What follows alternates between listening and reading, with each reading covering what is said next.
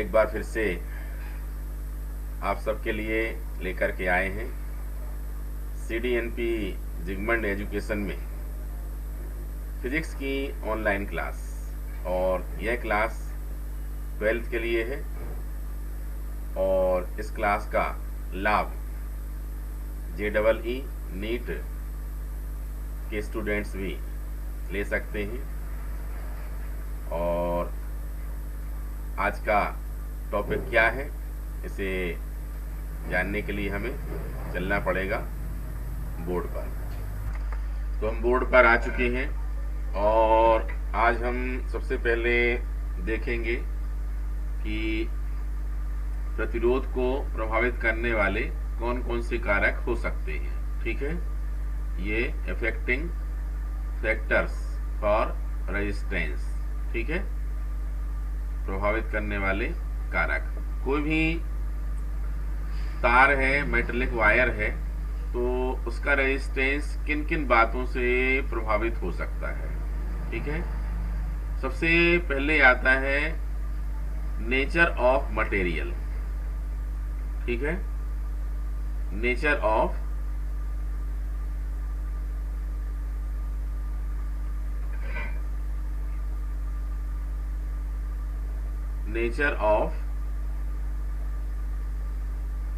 Materials. ठीक है, मतलब हिंदी में पदार्थ की प्रकृति।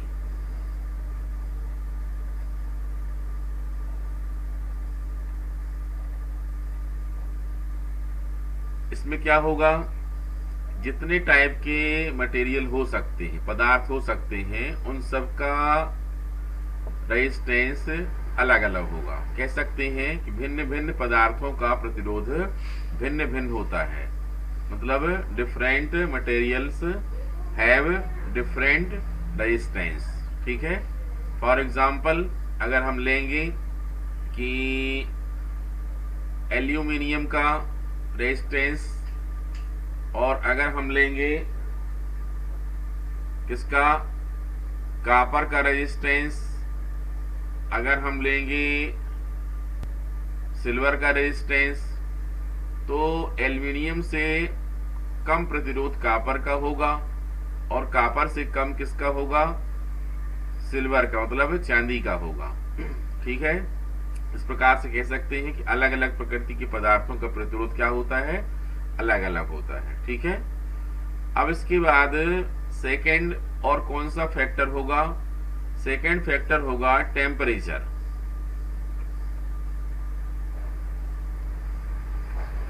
ताप। अब ताप में हमें यहां पर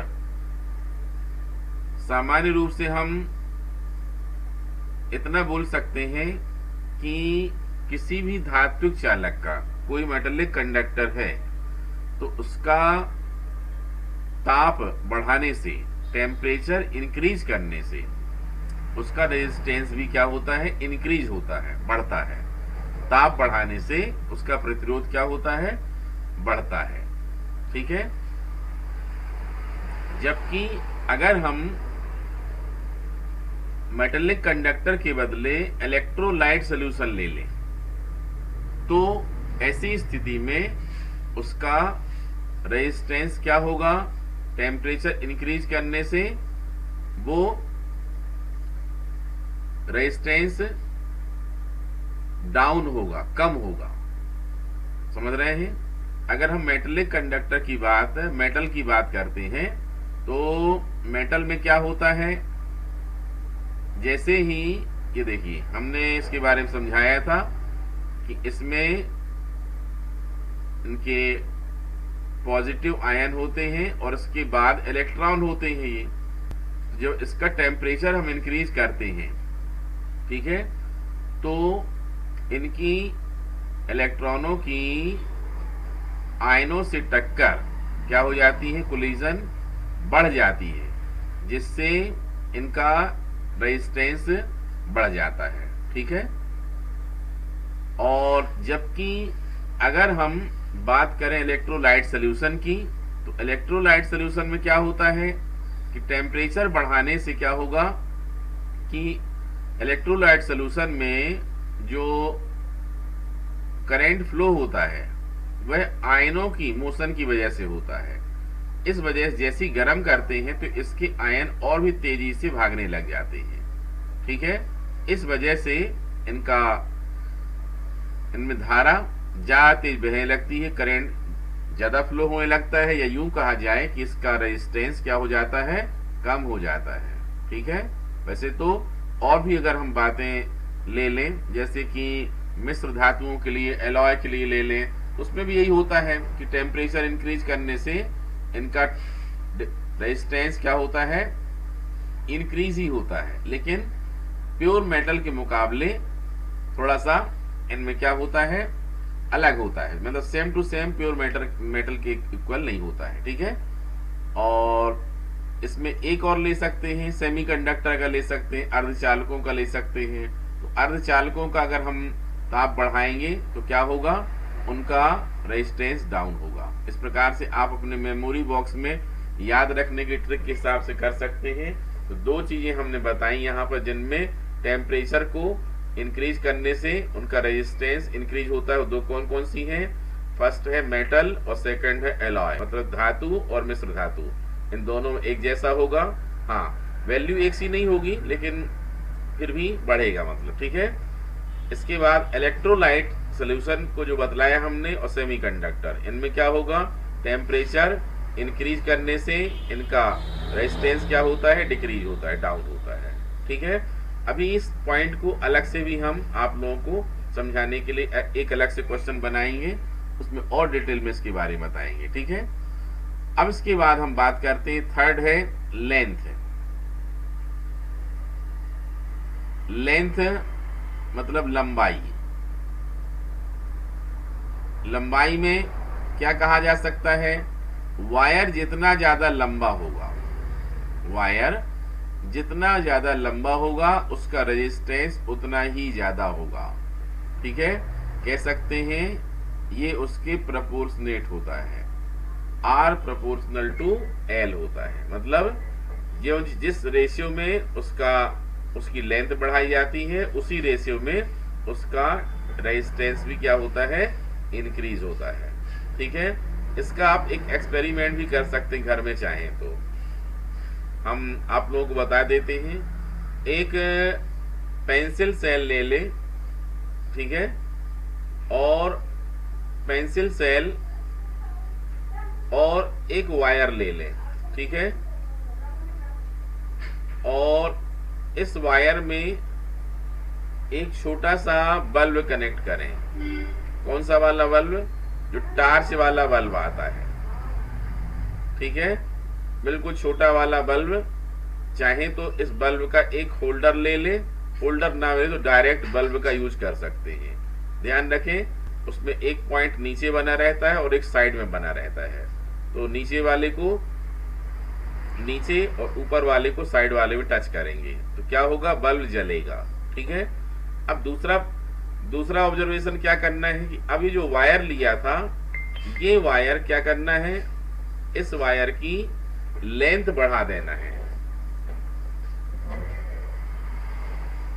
इस वायर की क्या करना है, लेंथ बढ़ा देना है। जैसे कि इसको आपने कितना लिया, 1 फुट लंबा लिया था पहले। ठीक है, सिंगल फुट लिया था, या मीटर के हिसाब से बोले तो आधा, हाफ मीटर से भी कम, मतलब। ठीक है, और अब दोबारा में इस वायर को काफी बड़ा ले लो, कम से कम 4-5 मीटर का ले लो। ठीक है, या जितना हो उतना ले लो, लेकिन 2 मीटर कम से कम ले लो। ठीक है, और अब इसके बाद फिर से इस वायर को हटा के फिर से ज्वाइन करो। तो क्या देखेंगे हम कि जब वायर की लंबाई कम थी तो बल्ब तेज जल रहा था, लेकिन दोबारा जब हमने लंबा वायर ले लिया तो क्या हुआ, बल्ब बहुत धीमा धीमा जलने लग गया। इसका मतलब क्या है, लंबे वायर में करंट कम जा रहा है, या यूं कहा जाए उसका रेजिस्टेंस ज्यादा हो गया होगा। और रेजिस्टेंस का मतलब क्या होता है, प्रतिरोध का मतलब क्या होता है, वह धारा प्रवाह में विरोध करता है। मतलब करंट जब बहाया जाता है तो उसको क्या करता है, वो अपोज करता है। ठीक है, तो जितना लंबा वायर होगा उतना ही ज्यादा उसका रेजिस्टेंस होगा। क्लियर है बात ये? अब इसके बाद फोर्थ आता है area of cross section. Cross section मतलब अनुप्रस्थ काट का क्षेत्रफल। ठीक है, तो अनुप्रस्थ काट का क्षेत्रफल क्या होता है समझते हैं। ये हम पहले बता चुके हैं कि ये अगर हम क्या कर लें, कोई भी ये देखो ऐसा एक वायर थोड़ा मोटा बना दिया हमने इसको, और इसमें एक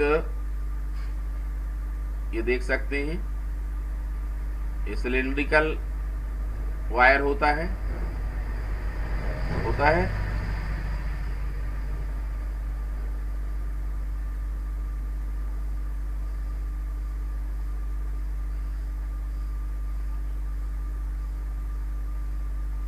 ये देख सकते हैं इसमें, ये देखो इसमें ये वाला जो सर्कल देख रहे हैं मतलब क्रॉस सेक्शन, मतलब इसको हम ऐसा कट करें तो उसमें क्या निकलेगा, सर्कल निकलेगा। ठीक है, यही है cross section area. Cross section area को ऐसा भी समझ सकते हैं कि रेडियस ज्यादा है अगर तो क्रॉस सेक्शन एरिया भी क्या होगा, ज्यादा होगा। ठीक है, तो इसमें कैसे डिपेंड करता है, इसमें उल्टा होता है, आर इनवर्सली प्रोपोर्शनल टू ए। ठीक है, मतलब रेजिस्टेंस की वैल्यू क्रॉस सेक्शन एरिया बढ़ाने से क्या होती है, घटती है। या यूं कहा जाए कि वायर जितना ही थिक होगा, जितना ही ज्यादा मोटा होगा, उसका रेजिस्टेंस क्या होगा, उतना ही कम होगा।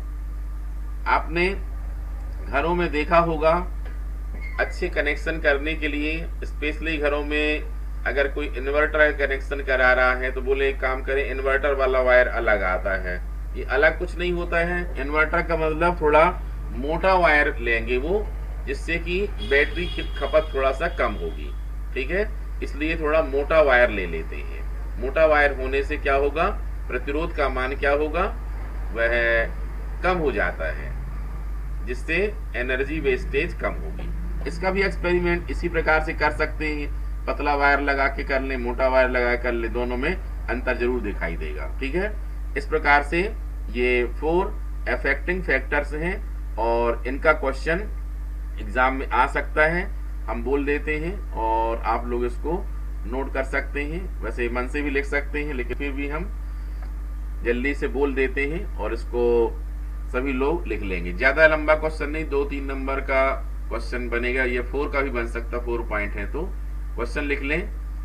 प्रतिरोध को प्रभावित करने वाले कारक लिखो, right affecting factors of resistance.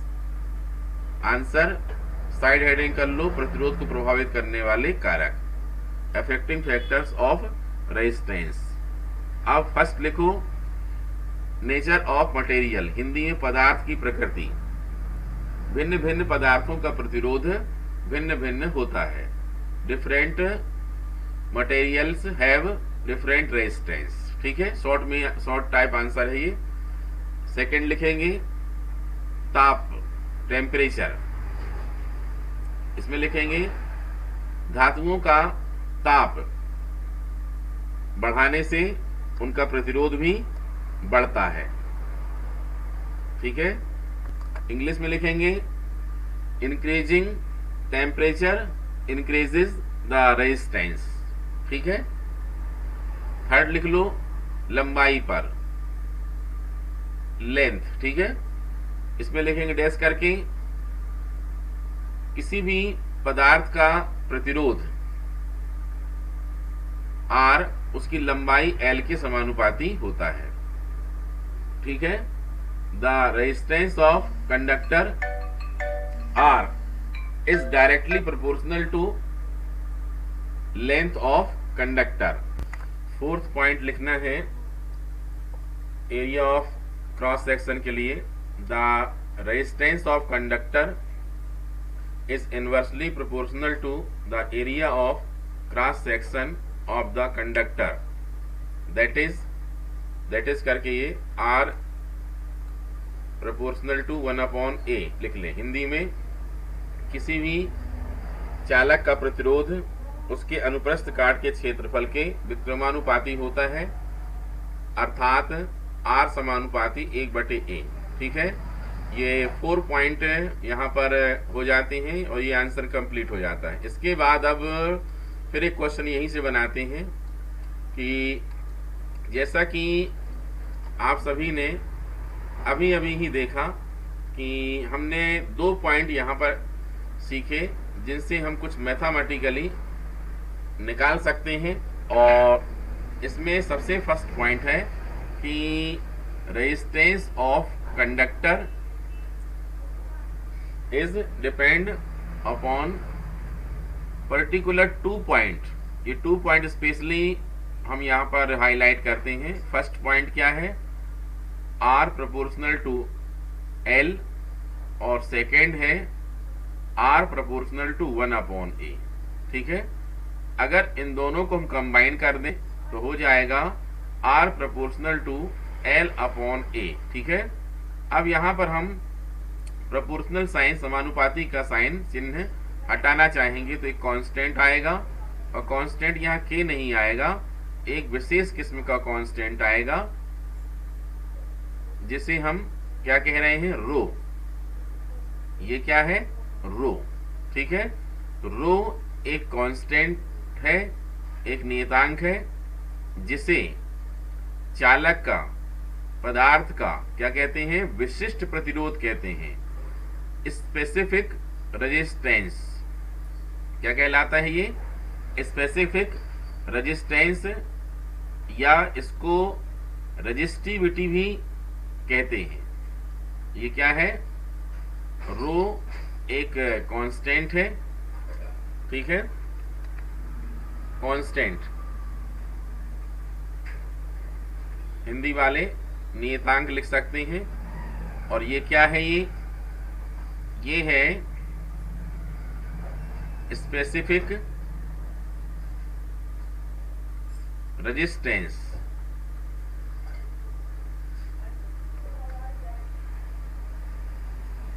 Specific resistance, या कह सकते हैं इसको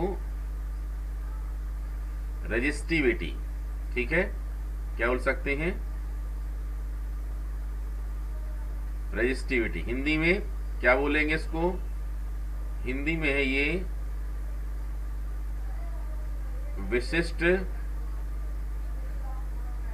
प्रतिरोध, या फिर इसे हम प्रतिरोधकता के नाम से भी जानते हैं। ठीक है, ये आज के समय में प्रतिरोधकता या रेजिस्टिविटी वर्ड ही यूज करने के लिए बोला जाता है। यही लेना चाहिए, लेकिन हमें नॉलेज होना चाहिए किसे, पहले विशिष्ट प्रतिरोध और स्पेसिफिक रेजिस्टेंस भी कहते हैं। ठीक है, तो अब यहां पर हमें रो की डेफिनेशन निकालनी है, विशिष्ट प्रतिरोध की हमें परिभाषा देनी है। ठीक है, ये परिभाषा कैसे दे सकते हैं, यहां साइड हेडिंग पहले अपन कर सकते हैं। क्या,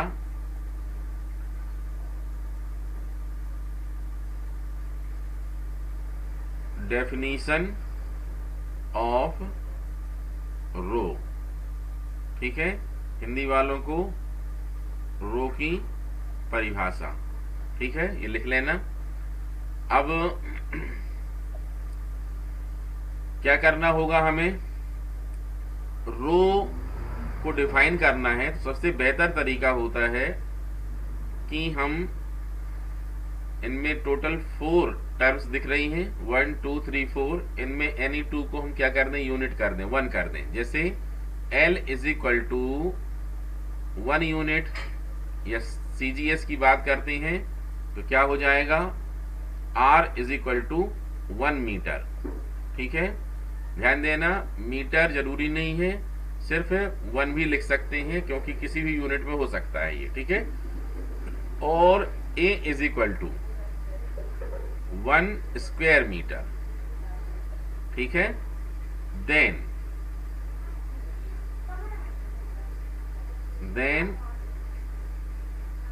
फ्रॉम फर्स्ट क्या हो जाएगा बोलो, R इज इक्वल टू रो।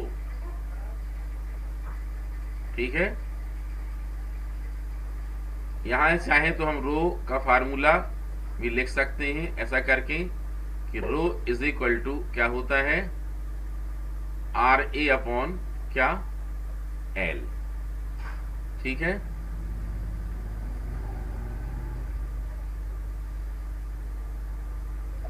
अब हमें ये बोलना है वर्ड में, शब्दों में। कैसे बोल सकते हैं, बहुत ही आसान है। क्या बोला जा सकता है कि इसके बोलने के दो तरीके हो सकते हैं, टू टाइप से हम बोल सकते हैं। फर्स्ट क्या होगा, किसी भी चालक का विशिष्ट प्रतिरोध उस प्रतिरोध के, किसी भी चालक का विशिष्ट प्रतिरोध उसके प्रतिरोध के बराबर होता है, जबकि उसकी लंबाई कितनी हो, 1 मीटर, और अनुप्रस्थ काट का क्षेत्रफल कितना हो, 1 वर्ग मीटर हो। ठीक है, इसको इकट्ठा ही बोल सकते हैं कि किसी चालक का विशिष्ट प्रतिरोध उसके प्रतिरोध के बराबर होता है, जबकि चालक की लंबाई और उसके अनुप्रस्थ काट का क्षेत्रफल क्या हो, इकाई हो। क्या हो, इकाई हो। ठीक है, इंग्लिश में अगर बोलना है तो specific resistance of conductor is equal to resistance. ठीक है, व्हेन या इफ क्या बोलेंगे, when length of conductor and cross area of cross section are unit. ठीक है, ये कितने हो, इकाई में हो। अगर इस बात को प्रैक्टिकली देखने की कोशिश की जाए कि ये अगर ऐसा करके लें, मतलब 1 मीटर लें और ये 1 स्क्वायर मीटर लें, तो ये चालक या कंडक्टर की डिजाइन कैसे बनेगी, ये बात समझ सकते हैं। इसके लिए हम एक डायग्राम छोटा सा बनाते हैं और उसको आप लोग ध्यान से देखें। ये देखें, ये देखो। अब इसमें हिसाब लगाओ कि ये क्या है, ये कंडक्टर है। क्या है ये, कंडक्टर। और इसमें, इस कंडक्टर में इसकी लंबाई, ये देखो, यहां से यहां तक की डिस्टेंस, ये लेंथ हुई। क्या हुई, ये लेंथ। ये कितना है, ये है 1 मीटर या यूनिट। ठीक है, अब इसकी हमको क्या लेना है, चौड़ाई। ये क्रॉस सेक्शन एरिया कितना लेना है, 1 स्क्वायर मीटर। तो क्रॉस सेक्शन एरिया मतलब ये वाला कहलाएगा ये। ठीक है, तो अब यहां पर अगर हम देखें तो अगर इसको भी यूनिट ले लें, हम समझ रहे हैं, और इसके अलावा ये भी यूनिट ले लें। ठीक है, तो इसको हम क्या बोल लेते हैं, L इज इक्वल टू 1 हो गया। यहां से यहां तक की लेंथ कितनी, 1। अब कल्पना करें, यहां पर एक क्या मिल रहा है हमको, एक स्क्वायर मिल रहा है। ये देख लो, जो क्रॉस सेक्शन एरिया है वो रियल में किस फॉर्म में है, ये देखो, ये क्रॉस सेक्शन एरिया चेक करो, ये वाला, ये क्रॉस सेक्शन एरिया रियल में किस फॉर्म में है,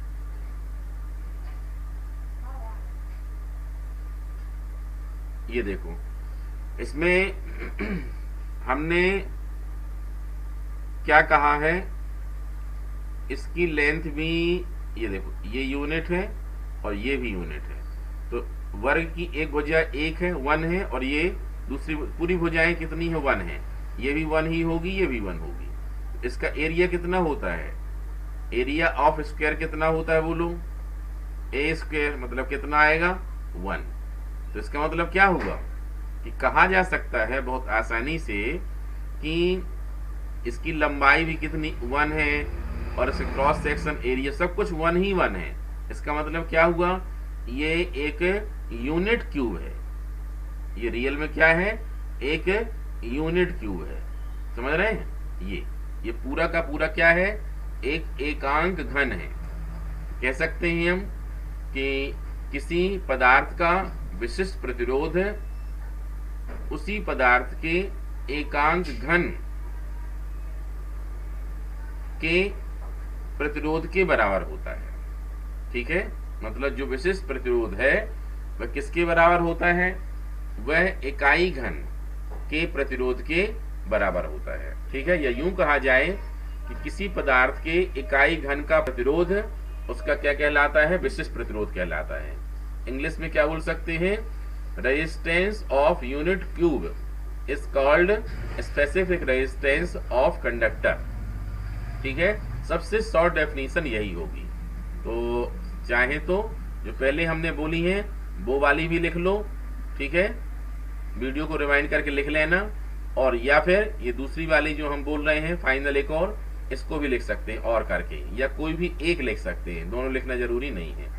हिंदी में कैसा लिखेंगे, किसी चालक के हिंदी में क्या लिखना है, एकांक आयतन वाले चालक के प्रतिरोध को उसका विशिष्ट प्रतिरोध या प्रतिरोधकता कहते हैं। ठीक है, इंग्लिश में क्या लिखेंगे, resistance of unit volume conductor is called specific resistance और रेजिस्टिविटी ऑफ कंडक्टर। ये इन्वर्टेड में बंद कर लेंगे। ठीक है, इसमें ये लिखा जाएगा। जबकि अब पूरा क्वेश्चन अगर बताना है तो क्या बोलेंगे हम, इसका क्वेश्चन आएगा हिंदी में, किसी चालक के विशिष्ट प्रतिरोध को समझाओ तथा उसकी परिभाषा लिखो और उसका एसआई मात्रक लिखो। ठीक है, एक्सप्लेन स्पेसिफिक रेजिस्टेंस और resistivity of conductor, right definition and SI unit. ठीक है, तो अब सबसे पहले क्या लिखेंगे, शुरू में लिखेंगे कि we know that resistance of conductor depends upon following 2 points. Hindi में किसी भी चालक का प्रतिरोध निम्नलिखित 2 बिंदुओं पर निर्भर करता है। ठीक है, ये फर्स्ट 2 पॉइंट जो पिछले क्वेश्चन में हमने लिखाए थे वैसे ही लिख देना है, ये थर्ड और फोर्थ वाले जैसे लिखाए हैं वैसे ही लिख देना। ठीक है, और उसके बाद फिर यहाँ से ये पूरा का पूरा कंप्लीट करना है और यहाँ तक, और ये फिर आ जाएगी डेफिनेशन आ जाएगी, ये पूरी डेफिनेशन लिख लें और चाहे तो डायग्राम भी बना दें, बहुत अच्छी बात होगी। और इसके बाद लास्ट में हमें क्या लिखना पड़ेगा, एसआई यूनिट। क्या लिखना पड़ेगा, एसआई यूनिट। एसआई यूनिट देखो कैसे लिखते हैं एसआई यूनिट, ये रो की जो डेफिनेशन फार्मूला है तो इसको साइड में पहले निकाल लो। कैसे लिखेंगे, रो इज इक्वल टू, अब आर की यूनिट कितनी होती, एसआई यूनिट ओम होती है, और ए क्या है, मीटर का स्क्वायर, मतलब metre into metre, upon length की यूनिट कितनी होती है, मीटर, तो मीटर से मीटर कितना हो गया, कैंसिल। ठीक है, तो कितना आएगा ये, ओम इंटू मीटर। ठीक है, वैसा भी लिख सकते हो, ये ओम इंटू मीटर। ठीक है, तो ये हो जाएगी इसकी एसआई यूनिट।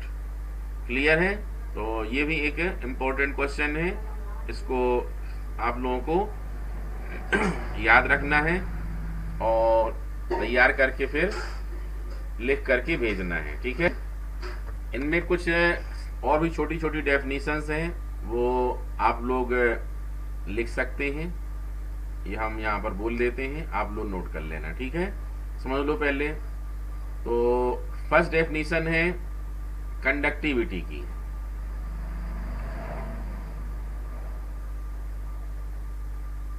फर्स्ट डेफिनेशन किसकी है? चालकता। ठीक है। Reciprocal of resistance of conductor is called conductivity of conductor.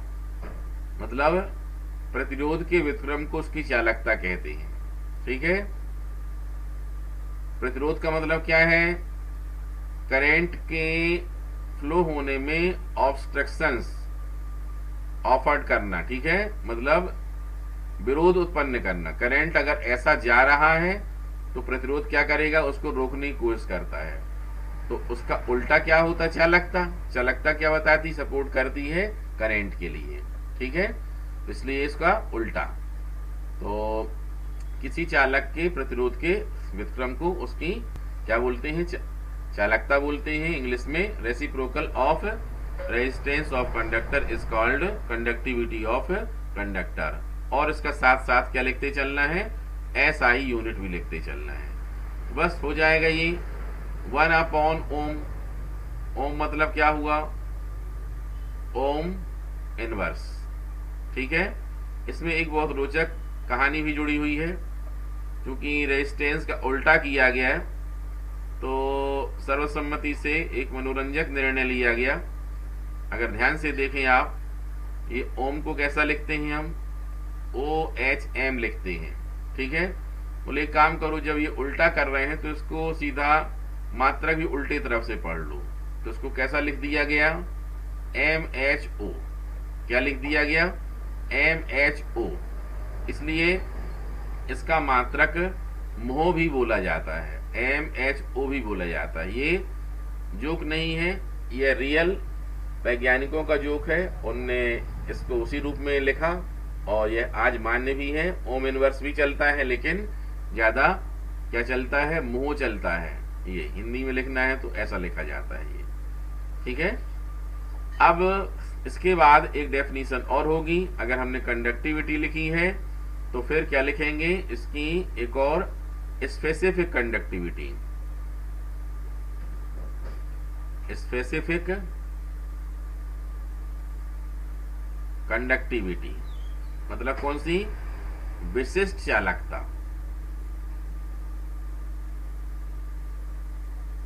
विशिष्ट चालकता क्या है? विशिष्ट प्रतिरोध के व्युत्क्रम को 1/ρ। ठीक है। किसी चालक के विशिष्ट प्रतिरोध को या प्रतिरोधकता के व्युत्क्रम को उसकी विशिष्ट चालकता कहते हैं। ठीक है। The reciprocal of specific resistance और resistivity of conductor is called specific conductivity. It is denoted by क्या? सिग्मा। ठीक है। क्या? सिग्मा।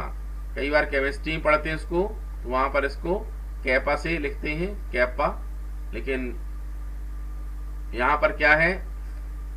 यहां पर होगा सिग्मा। फिजिक्स पढ़ रहे हैं, जैसा फिजिक्स में नोटेशन है, जैसा यूज किया जाता है, उसी हिसाब से हम यहाँ पर बताएंगे। ठीक है। अब इसके SI यूनिट की अगर बात की जाए तो भी हम आसानी से यहाँ पर लिख सकते हैं। SI यूनिट क्या होगी? SI यूनिट इसकी बस 1/μ। ठीक है। 1/ρ तो क्या हो जाएगा? 1/ओम इंटू मीटर। उसको उल्टा कर दो, ohm OHM। Ohm inverse into metre inverse. ठीक है। ऐसा भी लिख सकते हो। ओम इनवर्स को क्या बोलते हैं? मोह भी बोल देते हैं, इंटू मीटर का इनवर्स। ठीक है। तो ये लिखा जा सकता है। और आज के क्वेश्चन इंपॉर्टेंट हैं और इनसे न्यूमेरिकल भी बनते हैं। बहुत इंपॉर्टेंट न्यूमेरिकल्स बनते हैं और न्यूमेरिकल्स अगली वीडियो में हम बनाएंगे। तब तक इनको बहुत अच्छे से डेफिनेशन को याद रखें और प्रैक्टिस करके देख लें। इनकी एसआई यूनिट, इसमें से कुछ ना कुछ एग्जाम में आता ही रहता है, इसलिए ये बहुत ही ज्यादा महत्वपूर्ण कहा जा सकता है। और इसको पूरी गंभीरता से अच्छे से तैयारी करें, तभी इसका पूरा फायदा मिलेगा। एक इम्पोर्टेंट बात ये है कि कुछ क्वेश्चन ऐसे आते हैं एमसीक्यू वाले, मल्टीपल चॉइस क्वेश्चन जो होते हैं, बहुविकल्पी वाले क्वेश्चन जो होते हैं, उनमें एक बहुत ज्यादा प्रचलित क्वेश्चन है, वो ये है कि किसी भी चालक का, ये एक वायर है, ठीक है, इसका टेम्परेचर इंक्रीज करने से, इसका ताप बढ़ाने से इसके प्रतिरोध पर क्या फर्क पड़ता है।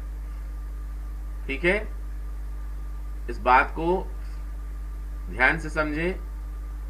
ये अक्सर स्टूडेंट इसमें क्या कर देते हैं, मिस्टेक कर देते हैं। क्वेश्चन एग्जाम में आ जाता है 1 मार्क का, लेकिन उसमें मिस्टेक हो जाती है, गलती हो जाती है। गलती कैसे हो जाती है ये देख सकते हैं।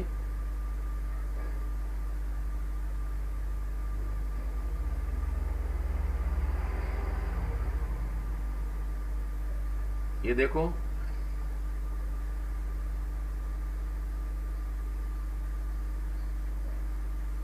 इसमें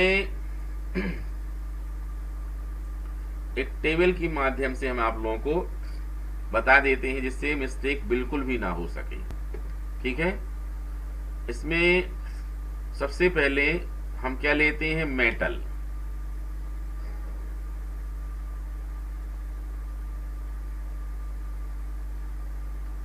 मेटल या हिंदी में धातु, और ये एलॉय या शॉर्ट में लिख रहे हैं हम, यहां पर जगह कम है, मिश्र धातु। ठीक है, और यहां पर क्या है, ये भी शॉर्ट में लिख रहे हैं, सेमीकंडक्टर या अर्धचालक, लिख लेना अच्छे से। और यहां है इलेक्ट्रोलाइट सॉल्यूशन, ठीक है, इसको भी शॉर्ट में लिखा है विद्युत अपघट्य। ये बोल दिया हमने, स्पष्ट रूप से लिख लेना अच्छे से। अब यहां पर क्या है, यहां पर है रेजिस्टेंस, मतलब प्रतिरोध। ठीक है, और यहां पर है कंडक्टिविटी, कंडक्टिविटी,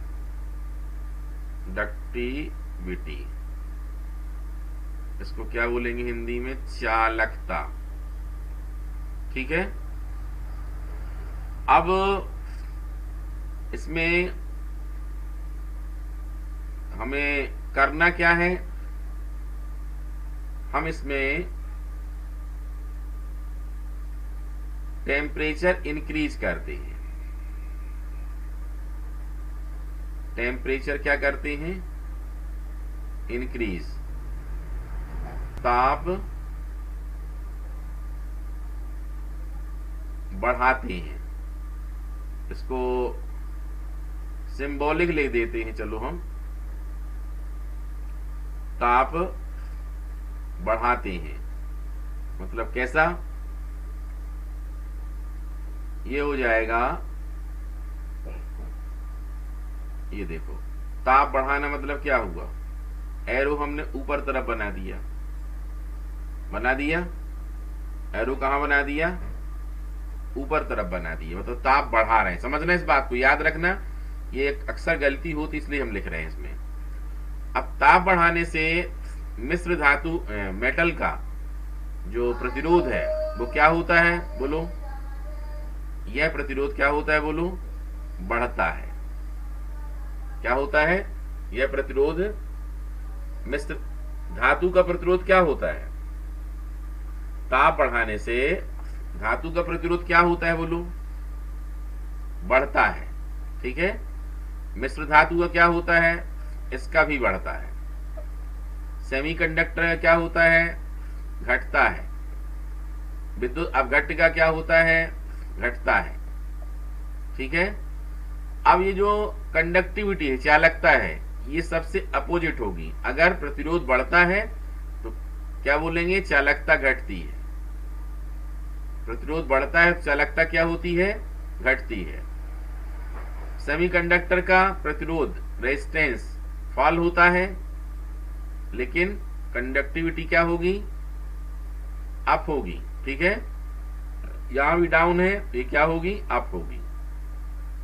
ये देख लो, ये ऐसा इसलिए बनाया हमने कि छोटी छोटी बातों में कंफ्यूजन हो जाता है, और उसके बाद 1 मार्क का इंपॉर्टेंट क्वेश्चन जो बनता हुआ होता है, और कंफ्यूजन में उसको लास्ट में बिगाड़ के चले जाते हैं। ठीक है। इसलिए इन बातों को याद रखेंगे, ये जरूर इससे रिलेटेड क्वेश्चन आते रहते हैं। ताप बढ़ाने से परिवर्तन क्या होता है, बढ़ता है, घटता है, इत्यादि। ठीक है। तो उम्मीद है आज जो हमने आप लोगों को पढ़ाया है उससे पूरा लाभ सभी लोगों ने लिया है, और इसकी तैयारी पूरी अच्छे से करेंगे, और आने वाले दिनों में भी हम इससे संबंधित आंकिक प्रश्न जो board exam 12th board exam के हिसाब से और JEE और नीट के हिसाब से भी यूजफुल होंगे, वो आंकिक प्रश्न न्यूमेरिकल्स आप लोगों को हम बताएंगे। तब तक इनका अच्छे से अभ्यास करें, होमवर्क करके हमारे पास भेजें, और अपना ध्यान रखें।